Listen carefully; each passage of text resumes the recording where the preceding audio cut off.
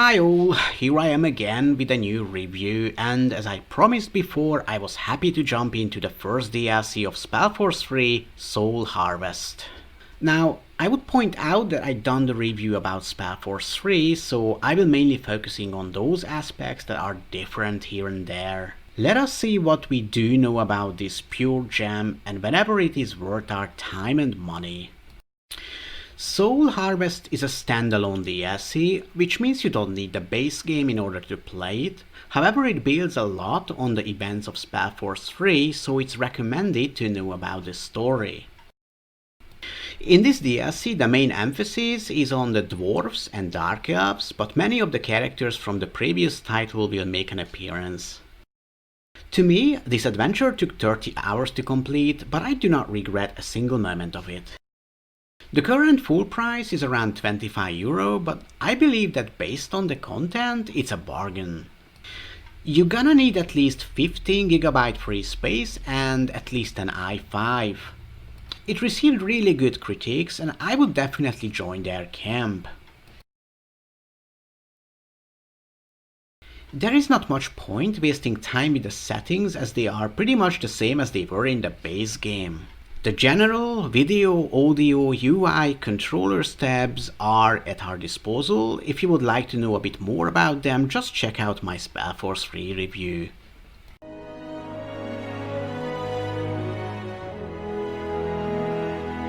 Soul Harvest, just like the base game, does a great job to integrate strategy and RPG elements with plenty of character development and large-scale battles. The vibrant colors, the sound effects, the background music, they all contributing to make us feel truly immersed into this wonderful and dangerous fantasy world.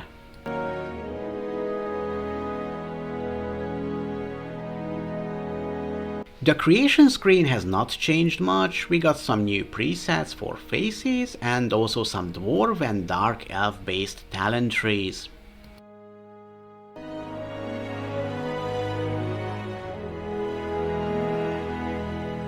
The game design is still pretty, considering it's a top-to-down strategy RPG, and I think the guys made a really good job with the environment.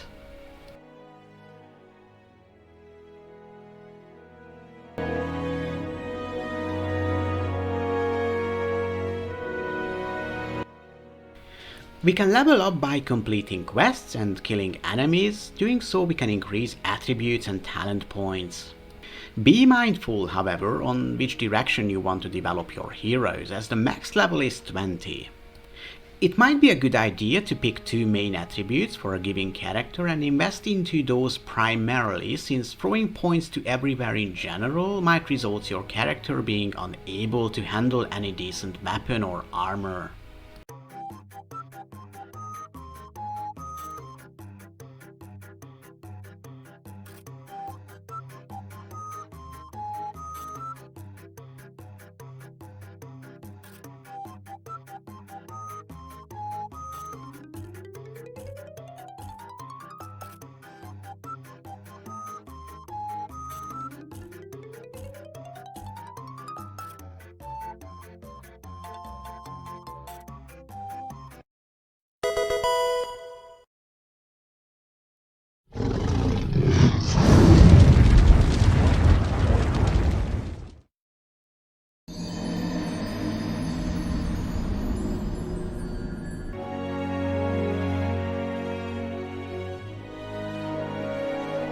There are three main locations I would highlight: Greykeep, which also serves as our main base, Windholm, the dwarven city with the best armor smith available in the game, and Calebrog, the dark elven capital with the guy who can make you the best weapons.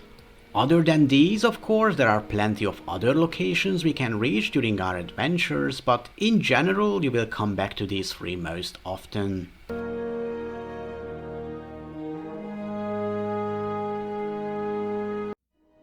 Among our team members, we can find plenty of old and new faces and deepen our relationship with them through meaningful conversations. I had this problem with the base game where no matter how much time I invested into getting close to Iria the elf girl, it was pointless. Now this has been remedied. being around you. I feel as though we're connected. Not to mention that you're, quite easy on the eyes.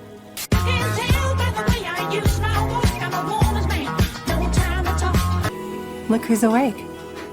Rise and shine, sir, easy on the eyes. Area? Yeah, boy.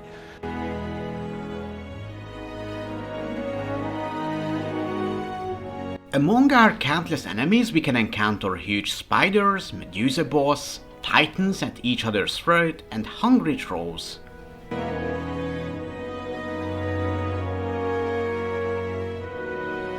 The main quest is engaging, and by the second half of the game I was really interested to find the answer that we were looking for from the very beginning.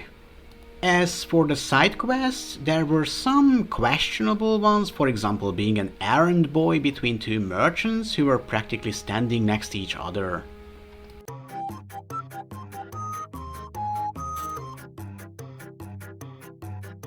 Oh brave hero, over here, listen to my humble request.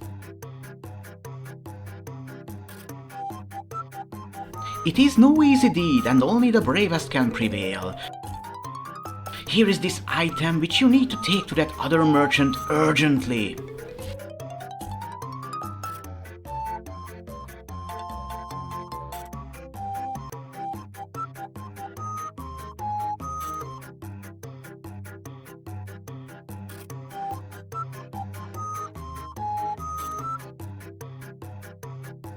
Oh player, just what I needed.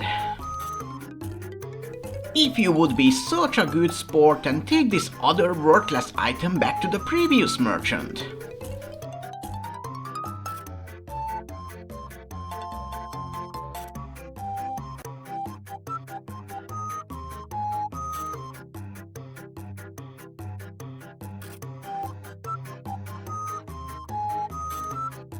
Oh hero, what happiness is this for me? Not just anyone could have done it. Here is your well-deserved reward. Seriously? Whatever. It's a lengthy and engaging gameplay with plenty of challenges and missions. There are many new kind of weapons and armors to loot and buy. Our heroes feels more vulnerable this time, and sending them alone against an attacking horde means certain death. There is a lot deeper connection we can build with our teammates, which helps to further immerse into this universe. The music is amazing, I mean just listen to it.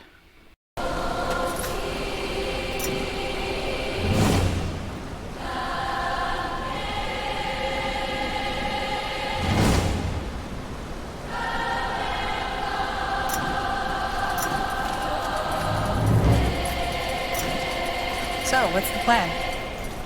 The game only allows us to get to level 20, which I managed long before the finish. That also meant I did not have any motivation left to complete side quests. Isgrim, you are supposed to take him seriously, but how I'm supposed to do that when all he does is moaning about him being gay? I wish I could have the Queen joining my little team.